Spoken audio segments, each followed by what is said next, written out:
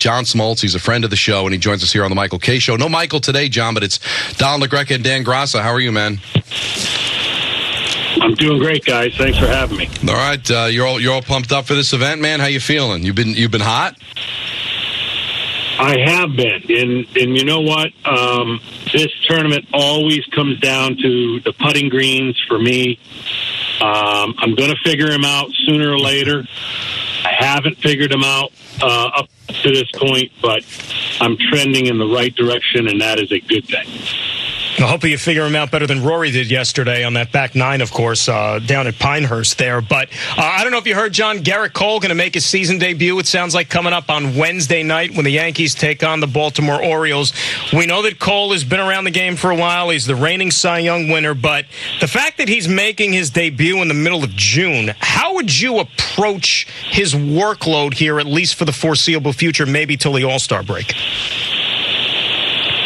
Yeah, you probably at this point could have gone one more game, but he in the minors just to build him up. But I think they're going to build him up in this fashion, and I think it's the right thing to do because, you know, look, it's Gerrit Cole, and he knows how to pitch. He knows how to limit the amount of stress and adrenaline. The first three starts are key when you've missed a lot of time because nothing gets you prepared for big league baseball, not even the minor leagues. So the first three starts, you get clean bill of health through the first three starts, and he is going to rock and roll, no doubt. Now, considering that you might want to ease him into it, and you've got probably an innings dilemma with Heel at some point late in the season, would you go with a six-man rotation for a little while? You know, I know that things become more in vogue, and especially with young pitchers, but when you have veteran pitchers, and a guy like Gerrit Cole is a little different this time through, but all a six-man rotation does, in my opinion, now it may not apply to every staff, but most staffs have a guy that lets it eat, right? They let it go. All you're doing is giving him an opportunity to feel like he's stronger to throw it harder. And that's why I don't like a six-man rotation. It gets you out of rhythm, and it makes you feel like you can throw it a little bit harder. And we know that's a problem in the game. So if you're protecting guys and you got some veterans and older guys, let's say like Chris Sale and Charlie Morton, that's a little different story. But that's not the case for the New York Yankees. So if you do it, I wouldn't, in my opinion, I wouldn't do it very often. You could do it sporadically, but that's just a different nature of the game now. You know, they're more apt and more able to pitch in a six-man than any, 10, 15 years ago. And it certainly looks like, John, at least about 75 games into the season, that the Yankees and the Orioles are going to be neck and neck in that American League East the rest of the way. It doesn't look like either one is going to pull away. But if you were to say, this would be an Achilles heel or something that concerns you about the Yankees and maybe you would like to see fixed before the deadline, July 30th, is there one thing that stands out in particular? At the overall depth of their bullpen, they used to have guys that would come in and strike a lot of people out. They have that. It's just, and I know they've had some injuries. I think, again, going back to the six-man thing, I'm going to buy into a six-man rotation if you tell me the starters go deeper and it lessens your bullpen. But it actually doesn't work that way, and it brings your bullpen in even more. Guys aren't going deeper, even though they have the extra day's rest. So that's the one area that's getting exposed just a little bit of the Yankees, because we know that statistically their starting rotation has been very, very good, and I don't see any reason why that can't continue. They can't expose their bullpen from this point to the end and expect those guys to be really good at the postseason. Talking to Fox Sports, John Smoltz, of course, a Hall of Famer here on the Michael K. Show, Don LaGreca and Dan Grassa. We've discussed it a lot here to start the season. Now only 11 teams with a winning record out of the 30. Why do you think that is this deep into the season? Yeah, I don't know if this is an outlier year, but I think the extra playoff team has caused some teams to not really build up their roster with the idea that maybe it takes less wins to get in, and they kind of see where they're at. We seem to have that kind of shuffling going on. The trade deadline is going to be very interesting because you got so many teams involved. You might have to go look in the American League to try to get some trades because that seems to be a bigger gap in the wild card. Right now, the National League has a game and a half. I think the Mets are a game and a half out, and they're 7 deep. So I think some teams have really gone out to make their roster strong. The Dodgers, obviously, the Leaves would have been great, but they lost their 2 best players. And so you really do have the Baltimore Orioles, New York Yankees are standing out in that division. Of course, Seattle, if they ever score runs, they're going to win that division going away. And then you've got the surprise Guardians for sure. But I think that's part of it.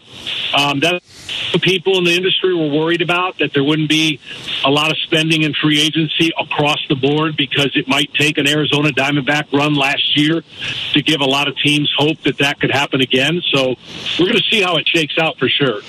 John, I wanted to ask you because, you were one of the best to ever do it, of course. And granted, you pitched in a different era when, starting pitchers were treated different. They pitched deeper into games. But it happened again over the weekend where you had Ronel Blanco of the Astros get pulled from the game while he still had a no-hitter. You've seen it a couple of other times here this year already. Ben Brown, Paul Skeens, I think Max Fried had happened to it with Atlanta. As somebody who did it at a time when the starters were expected to go out there and finish what they started, essentially, what do you make of these guys now to where, even if they got a no-hitter, managers aren't even letting them finish the games? Yeah, look, I've been making this argument for 10 years now, and I know I've been, certain entities try to come after me when I make these arguments, but show me the proof that I'm not right. If this was working and guys weren't getting hurt, I would be applauding. It's not working. We've transformed everyone's brain to think at 100 pitches the guy's going to break. We're backing down every starter. We're giving guys extra rest. We think intellectually, analytically, we got all the answers. But guys are getting hurt at an alarming rate, so it's not working. So taking guys out still is not working because we're assuming everybody's the same and everybody's mechanics and effort is the same. It has to be an individual thing. I watch games with people, and now they get so worried when a pitcher enters the 6th inning with 94 pitches. I'm going, don't worry, he won't break. He's not going to break, getting to 110, but it's been so consumed in people's mind that now everyone believes that 100 is bad. 100 pitches is bad. It's not. And we talk about it. You even asked me about the 6-man rotation. I can make an argument that's adding more to injuries. So we've trained differently. We've expected these guys to pitch differently. And we look at the golden rule on paper as that, nope, this is it, and act as if it's working. It's not. So teams are going to have to start zigging when everybody else is zagging. And teams are going to have to start investing again in trying to look at how are they going to keep their players healthier to have a decided advantage over the next team. So when you say, hey, guy comes out in the 7th inning with a no-hitter, I roll my eyes because it's no big deal now. It happens all the time. And again, I would be the first to say, look, I've been the one that said when analytics came in the game, their tagline, if you remember, was we are going to put players in better positions to be successful and keep them healthier. Well, you never hear that second part anymore. Nope. They may be putting players in positions to be successful, but they are getting them hurt left and right. And there's no effort to change that because the reward system that the players are under, they're chasing the reward system. I don't blame them. I would be almost forced to do that if I got drafted today. And I could throw 98. And I would be asked to throw every pitch 98, and you would not hear my name in 3 years. So I've been saying this for so long, and I know they're trying to do all this investigative information to figure out what's going on, what's contributing to it. They're asking a lot of former players. I think baseball's trying But until another rule change comes in this industry of pitching, none of this will change. And the thing I don't understand, John, is I won't let my pitcher go 3 times through the order. Won't let him throw over 100 pitches. But yet I'm paying him an outlandish amount of money. Why are they paying him so much money and yet don't trust them? That is the biggest thing. I'd say good for the players because they're getting paid 4 times the value. Because, again, when analytics came in the game, wanted to eliminate starting pitching. And they've done a great job at doing that because they want to bullpen everything. They want to make the rosters look like a 30-man pitching rotation that they shuffle back and forth, place and replace. And that's why there's not an urgency to keep guys healthy because they think they have enough arms. But to your point, they're paying gobs of money for a guy that barely gets to 200 innings. So, again, I don't blame the player. The player's benefiting from the system today, but the way they're doing it makes 0 sense to people who have done this, been in this game for a long time. The amount of pitchers it takes to get through a season is so unsustainable, but they feel like they can do it until they can't. Talking with the Hall of Famer John Smoltz here on TMKS 98.7 ESPN. Are you a believer in the New York Mets yet, John, in the way that they've kind of hung around, if you will, or do you need to see a little bit more before you go all in? No, I've liked their moxie from the very beginning when they started off really bad. And obviously people are trying to figure out which direction they're going to go when it comes to the trade deadline. They've got some interesting pieces.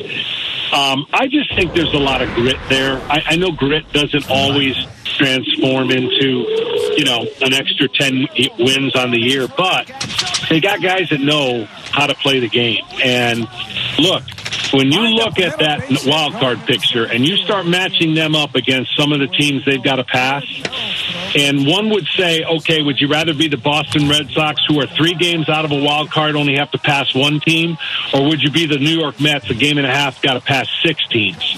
It's an interesting dilemma, but you start looking at those teams that are in front of you and you go, I think we're better than half, maybe 3/4, so we're going to go for it. I mean, this is going to be the latest, I think, unless there's been a shift in this wild card rankings, this will be the latest trade deadline in the National League, I think, that we've seen in a while.